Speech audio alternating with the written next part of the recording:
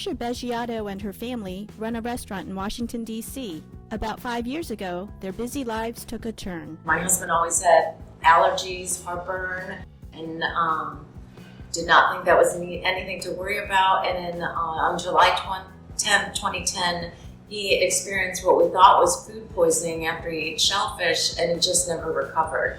During a vacation to Switzerland, he saw a doctor who suspected a mast cell disorder might be causing his symptoms.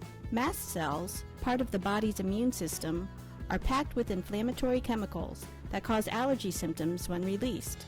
Mast cell activation disorders occur when the cells release too much of their contents. The doctor there told us to find a doctor in the United States who could help us, and I thought, absolutely no problem. I live in Washington, D.C.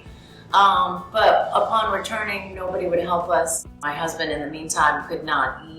He couldn't get out of bed. He had terrible pain, all over body rashes.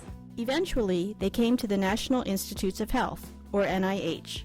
Joshua Milner and Jonathan Lyons are physician scientists at NIH's National Institute of Allergy and Infectious Diseases. My lab is very focused on finding answers about allergy by studying patients who have what look like genetic problems with allergy. In the course of their work, the scientists had identified a different family with bad allergies and joint problems, including overly flexible joints. Multiple family members had these distinct symptoms, suggesting a genetic disorder. Interestingly, the scientists found that the affected family members all had a high blood level of tryptase, a marker associated with mast cell activation.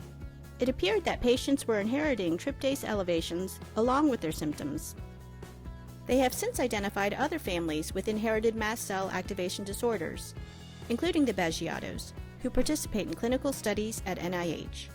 Patients may experience a range of symptoms, including anxiety, depression, irritable bowel syndrome or IBS, chronic fatigue, feeling faint or dizzy, and chronic pain.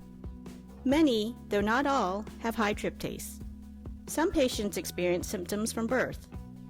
Others, like Mr. Beggiato, develop them later in life, usually following a stressful event. Patricia Beggiato's daughter, Alessandra, is one of several family members with high tryptase. Basically, as long as I can remember, I've always had, like random little things like allergies, get sick kind of easier, things of that nature, but nothing really major sounded like it's anything different than normal. Because the symptoms vary so widely in type and severity and can start at different points in life, mast cell activation disorders are difficult to recognize. The frequency of mast cell activation disorders in general is likely largely underestimated in the general population. The frequency of high tryptase is really between 3 and 7%. A lot of folks who have this are walking around and suffering and being told it's all in your head. And so here's a real opportunity for us to show that sometimes when that happens, we can really find a genetic explanation for what it is that's going on. So far, there are no specific therapies for mast cell activation disorders, although treatments can help manage some of the symptoms. The NIH team is continuing to gain expertise by studying affected families.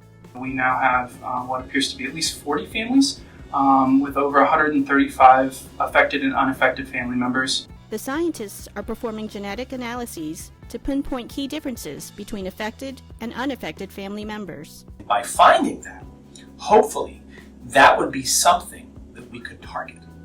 That change in their DNA may give us the answer to what to do about the problem, not just, oh, that's why they have the problem. Just having NIH there, especially with an open mind, to help us has been, it helps me sleep better at night.